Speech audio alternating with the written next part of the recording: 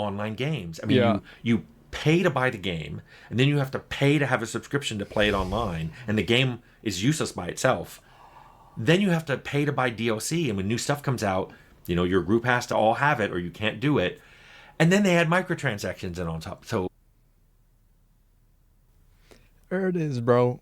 Even the ancient wizard knows. Even he knows. This guy made Fallout. hi everyone, it's me, Tim.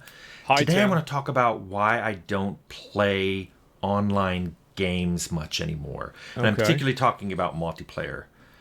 And I did it for a long time. I mean, multiplayer games have been around for a long time. Yeah. I'm not just talking about, giant MMOs.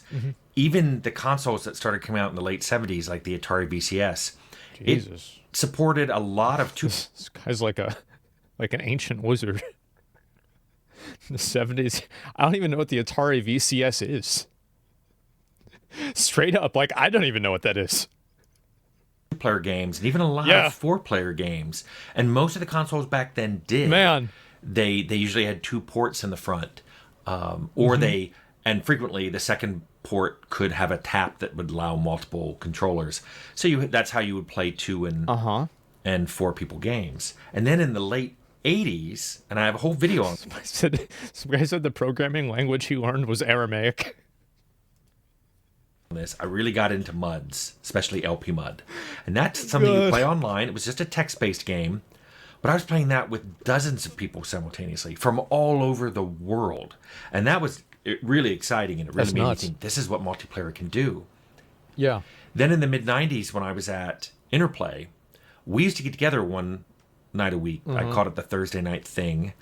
And we would Nice. play 5-person Super Nintendo, 1 controller in the first tap, and then 4 controllers and a multi-tap into the second port. I had that. We'd play 5-person Super We had that Nintendo for games. Super Secret of We Mana. would play... We had Lynxes, Atari Lynxes, and those supported a ton of 2- and 4-person Okay. games. Now I remember. And quite a number That of was a 6-player handheld. games, and even 1 or 2 8-player games. So we were playing multiplayer a ton. Then in the 90s, especially the late 90s, Ultima Online and EverQuest came out. Those are the MMOs, and the that originals. just was like mind-blowing. Thousands of people on a server, graphical. Just so much fun. In fact, I have a whole video about EverQuest is in my top 5 games ever. I mean, I loved EverQuest, but I don't play games like that anymore. Why that? And people try to get me to play games, and they were like, hey, I thought you liked, and they list all these games. And I realized that there's 3 big things that make me stop playing multiplayer games. The first one is grouping with people. The second one is all the griefing that happens. And then unrelated to the griefing, the third one is a lot of toxicity. And I'll talk about why that's different than the griefing. Griefing is kind of toxicity, a form of toxicity, but it's a very specific form. So the first one I want to talk about, grouping. When I first started playing MMOs, it was super fun to play with people. And most of them are designed that you can't solo past a certain level in your class or past a certain area. Now, That's why WoW was really big back in the day, is because you could level to 60 without needing to play with other people. And it might seem like you had to play with other people in WoW back in the day, but back then, it was a big deal. classes, I'll talk about EverQuest for a second. Some of the classes like Druid and Necromancer, you could solo well past where the other classes could solo, because these classes were fairly powerful and they had a pretty powerful pet. CC them, Or with Druids, you could move really quickly, and you had lots of spells that you could cast while moving. Lots of dots. So it was called kiting, where you just ran in front of the monster and dotted it to death. You could do that, but that's not really what they were designed for. In fact, a lot of the content was designed to require groups. There were dungeons you were not going to ever solo in. There were whole planes of existence and raids that you were never going to solo. Sure. In fact, they required sometimes Just way like more classic than a WoW. 5-person group. at least max level. It's kind of makes sense. It's an MMO. It's a multiplayer online experience. It's designed to be grouped.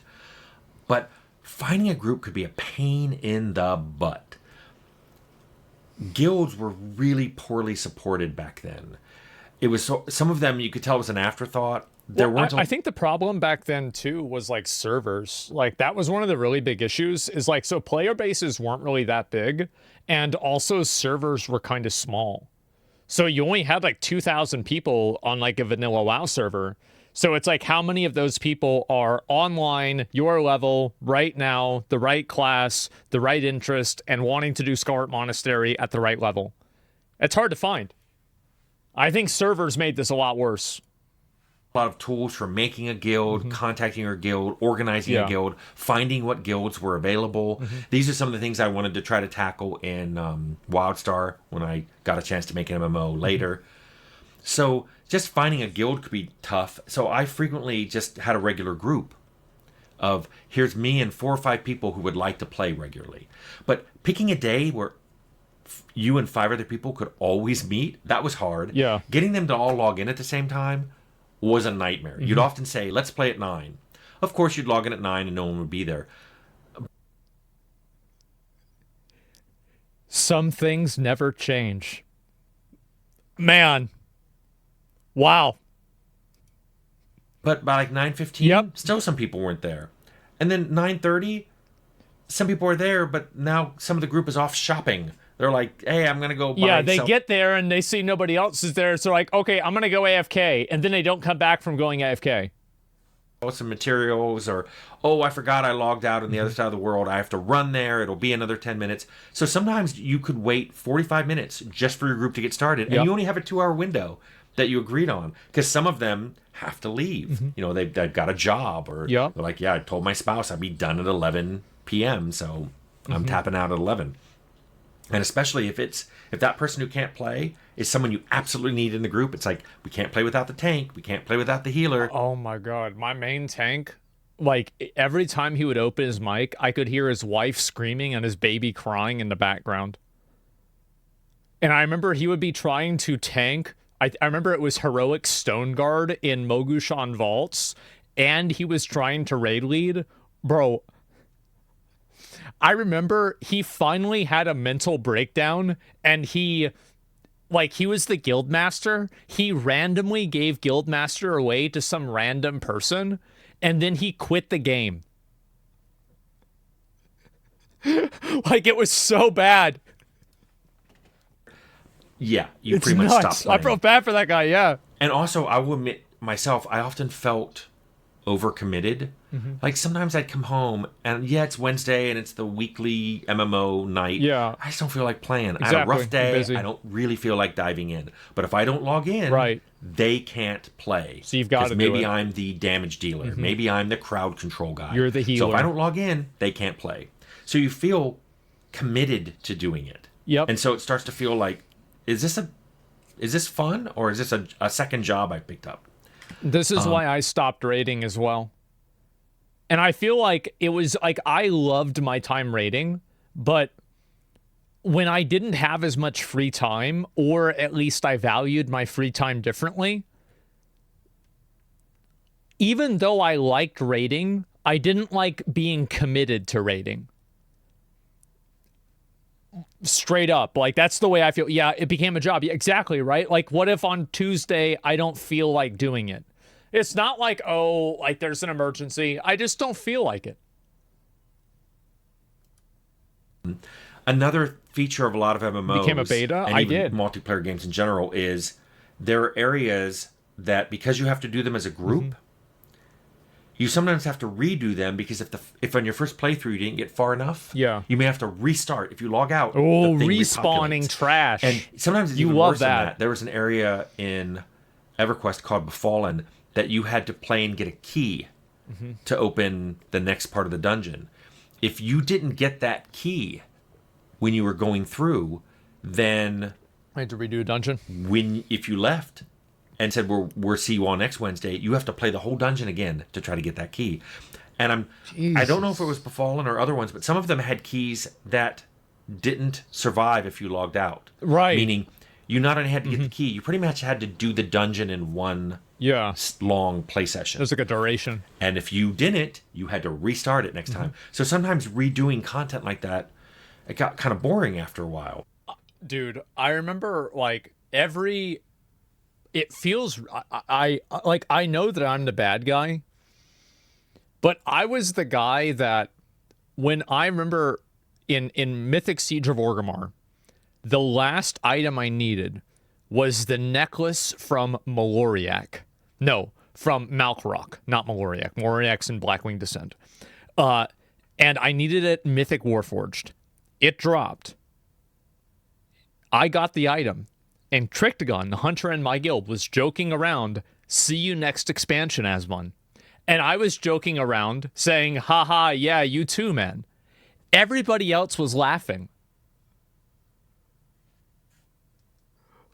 But next Tuesday, when I didn't log on, nobody was laughing anymore. We weren't joking. I was not seen. And you want to know the worst thing about it? Nobody cared. Because I was such an asshole, and I was always, like, I was the guy, okay, here, just so you understand what it was like to raid with me. One time I wiped a raid, and the raid leader, Incarnate, asked me, he says, "Why'd you do that?" I said, "We can wipe all night, but I only have one chance a week to parse on this fight."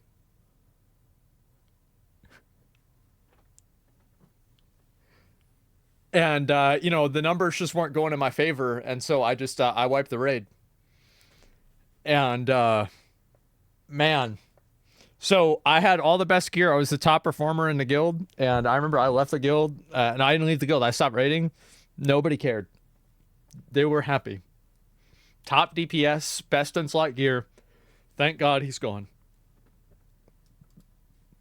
And it led to a second problem of syncing content. If one person missed a night, they may not be able to rejoin you. Now, with the Befallen one, that was fine. If one person came late or hadn't joined, as long as one person had the key, he could let everybody in. Yeah. But if they hadn't played for a while and their level was suddenly too low, there were some really tight level capped things or level restrictions in EverQuest, and especially every 5 levels you seem to get a lot more powerful. Yeah.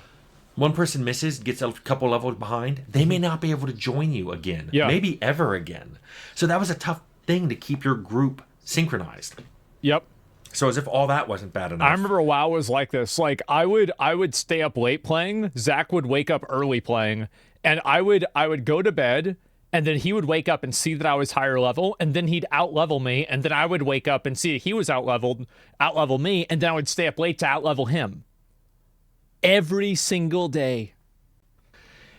Griefing became a huge problem in Ultima Online and in EverQuest. Now, don't get me wrong. People have been doing griefing forever. There was griefing on LP Mods. People used to grief on the Lynx games all the time. There was a game called Slime World that lets you find a mega bomb, and people used to go that's an anime. Throw mega bombs at people just to blow up them rather than take out the monsters. They were just trying to take out the other players. And yes, that happened. That unlocked a core memory for me. I remember we were playing Halo 2, and me and Zach were playing Team Slayer, and it would like sometimes random select Team Rockets. And I remember it said Team Rockets, and I remember we looked at each other like this as soon as it said Team Rockets. We were like this. And he's like, "Ugh." And we're doing this to each other, and we start laughing, right? And we immediately spawn in and kill our entire team. So I made this guy quit online gaming. And we were out of it so fast. I was the guy. But when you're playing in the same room with people, they tend to cut that out after a while. Yeah. Not in MMOs. Once people became anonymous like that, they became kind of like jerks.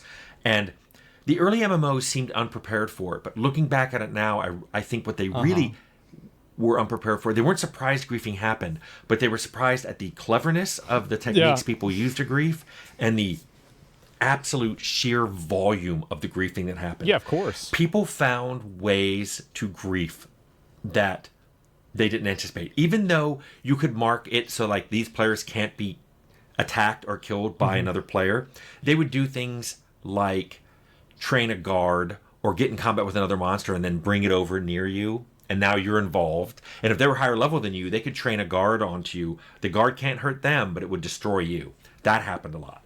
People also found ways to trick people. That's nothing. In World of Warcraft Hardcore Classic, there's a specific item that's called the Goblin Mortar.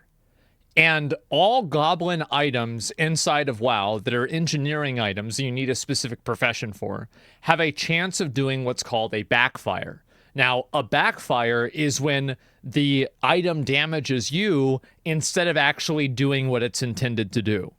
So what a lot of players would do is they would level up a character. They would level up engineering. They would learn goblin engineering. They would learn the they would learn the recipe for the goblin mortar, and they would reuse and use their goblin mortar inside of Stormwind that would then kill level 1 bank alts permanently. Because the explosion did that much damage, it would kill a level 1 player because it was intended for high-end players. That's why, by the way, every time Chance went to play hardcore WoW and he logged on his bank character, he never showed his location.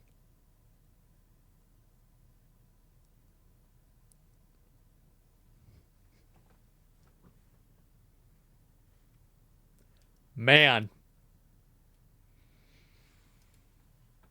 How did it kill permanently? Where they would say, WoW. hey, let's do a trade, and they put items in, and then you put your money up, and then they Yeah. pull the item off and hit trade. And I have had this happen to me. I will be honest. I got scammed in PoE. I was buying a Cortex, and they swapped it out for a Twisted Distant Memory that has the same icon, and I got scammed. Classic, yep, real classic, huh? Happens to everyone. Yep, that's 1.5 exalts down the drain. That's dirty. It is what it is. I should have been smarter. bam, you're out of your money. They would do things called corpse runs because, if you die, they're like, hey, I'll bring your corpse to you. Just give me permission to drag it. As soon as you give them permission to drag They take it somewhere that else. also gave them permission to loot it, which you could argue was a really bad design. Yeah, but a lot it of people was. didn't know that. They just thought, oh, I'm letting them have permission to drag it. They'd then go find their body. They go grab the body and take stuff off of it.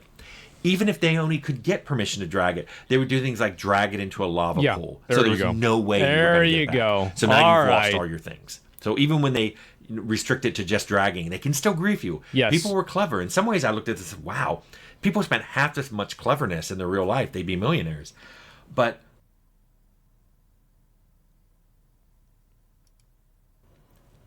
the thing that was weird is even without griefing, people found ways to be absolutely annoying.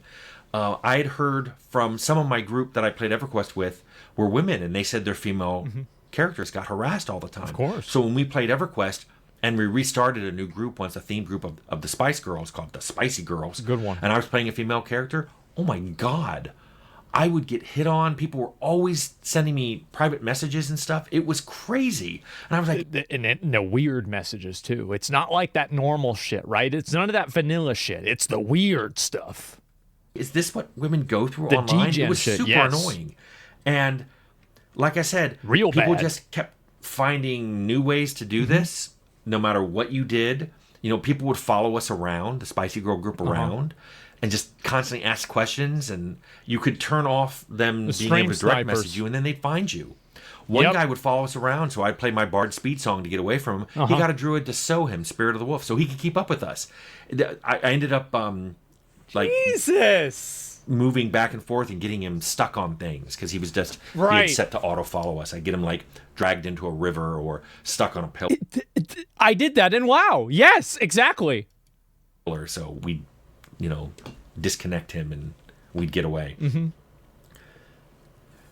It's always surprised me how many people did this. It wasn't a small fraction, especially early on. There were a lot of people doing it. And their fun seemed to come at the everyone expense. else's expense. That's so right. that was the worst part of it. It wasn't just that they griefed and had fun. Part of what they were doing was to make the game unfun for other people. That's right, because it made them mad. Like we used to do Alterac Valley. Remember those pre-mades that people would do to farm honor or like honor kills?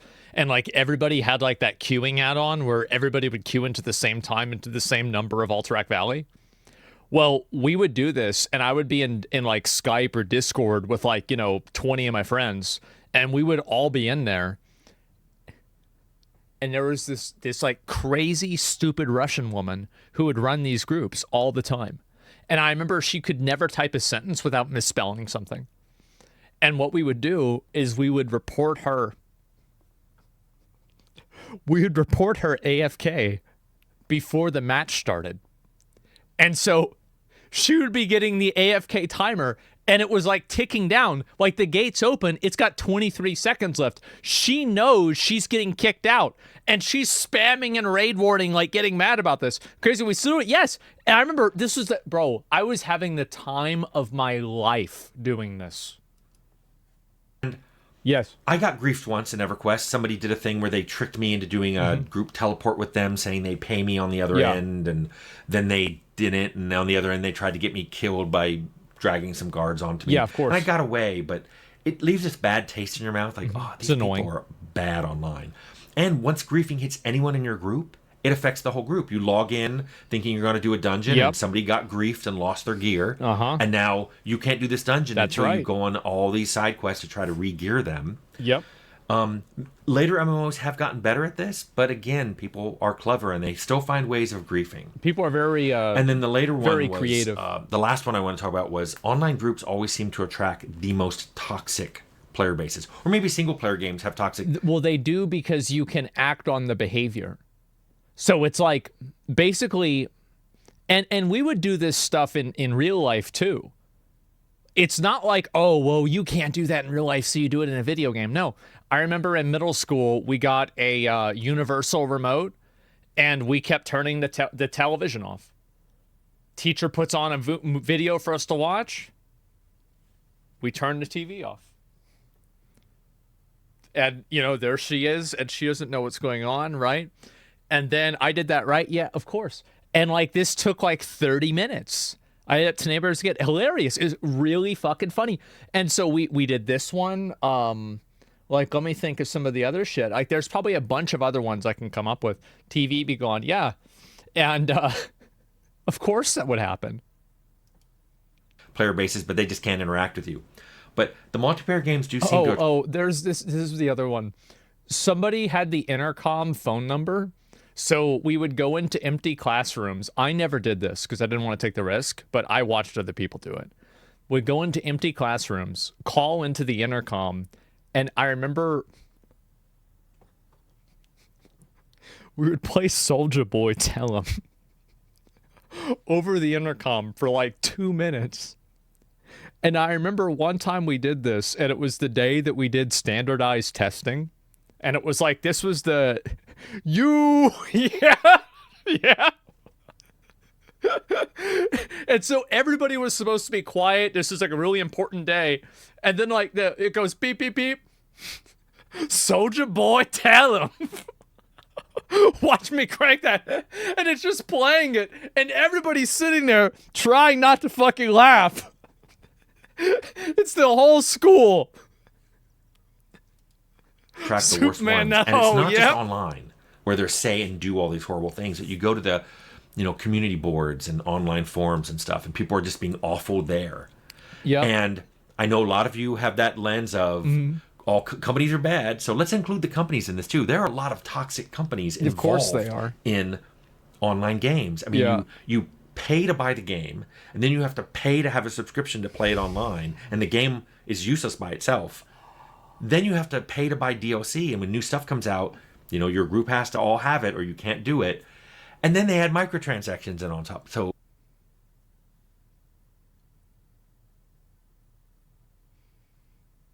fucking there it is. There it is, bro. Even the ancient wizard knows. Even he knows. This guy made Fallout. Yeah. Yep.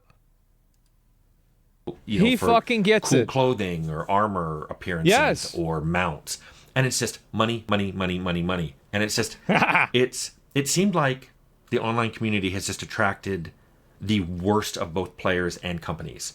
So probably by the mid 2010s, I've just tapped out of all of this. I've just said, I don't want to do this anymore. He's right. It coincides a little bit with when I left Carbine in 2011. And over the next few years, as I was playing these online games, I realized I don't have to be here anymore. I can't even pretend I'm doing research for my jobs because I don't have to do this. So I just stopped. And now, except for very occasional limited multiplayer games, things like Minecraft or Terraria, as examples of things I played since 2011. That was the game people wanted me to play. And some couch co-op. I love couch co-op. I wish there was more couch co-op games, where you could Do you guys remember when Halo Infinite released and it didn't have couch co-op? Do you guys remember that?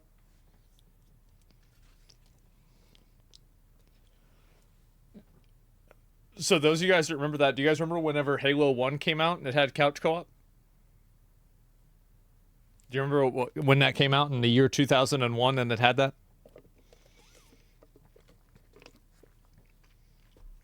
That's crazy, right? Man. Now it's on the other controller, and either you share the screen or it's split screens. Games like that used to be super fun, and when you're playing with somebody right next to you, you're not going to grief each other. At least, not the people I play with. I remember. Do you ever have? What did y'all call it? Did you guys call it screen looking or screen watching? When you would when you would look at somebody else's screen to see where they're at, screen peeking. Yeah, we did. You're screen looking, or screen watching. It was pretty much interchangeable. And I remember there was this one little kid in the neighborhood. And I remember I was crouched behind like a wall, like crouched down, and I was standing behind the wall. I was gonna shoot him with a shotgun. The kid goes, he throws a grenade, and I say, "How'd you know I was there?"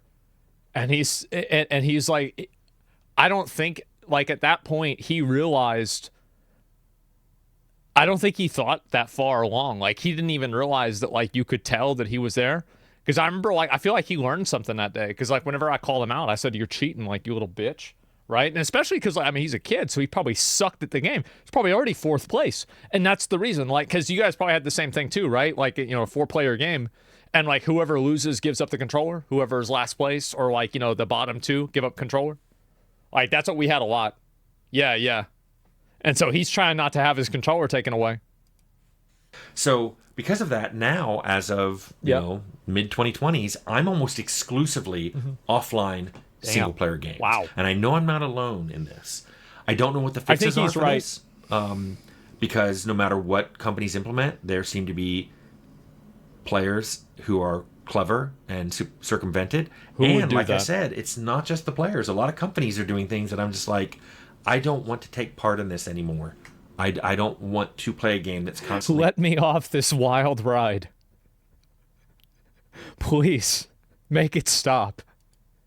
Upselling me on new DLCs and new items. I mean, what's it going to be next? Patches that you have to pay for?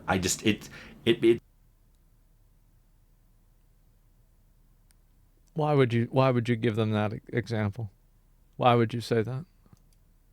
It's become kind of a gaming nightmare for me. So I just play offline single-player games now. Yep. He just plays offline single-player games. You know what's really fucked up about this? Is that 10 years ago, I wouldn't understand this video at all. Now, I understand this video, and I'm worried that in 10 years from now, I'll be this video. Because, like, am I the only person, like, because I have the same thing happen, where it's, like, a lot of online games and, like, seasonal games, I'm like, I just don't really, like, I'm gonna just go do something else, right? I'm just kind of tired, and, I'm just looking for something else to do. So, a lot of games encourage griefing as well. I feel like griefing and stuff like that isn't always a bad thing, but it usually is, and I think it's a bad thing when a player can't opt out of it or doesn't consent to it. So, like, for example, when you can do something to a player and they can't stop you from doing it, that's when it's really bad. But like in PvP servers, battlegrounds, BGs, stuff like that, that's fine. But like when you just can't turn it off and you can't stop them from doing it, that's when it's really bad. You can't put them on ignore, etc. I'll be right back.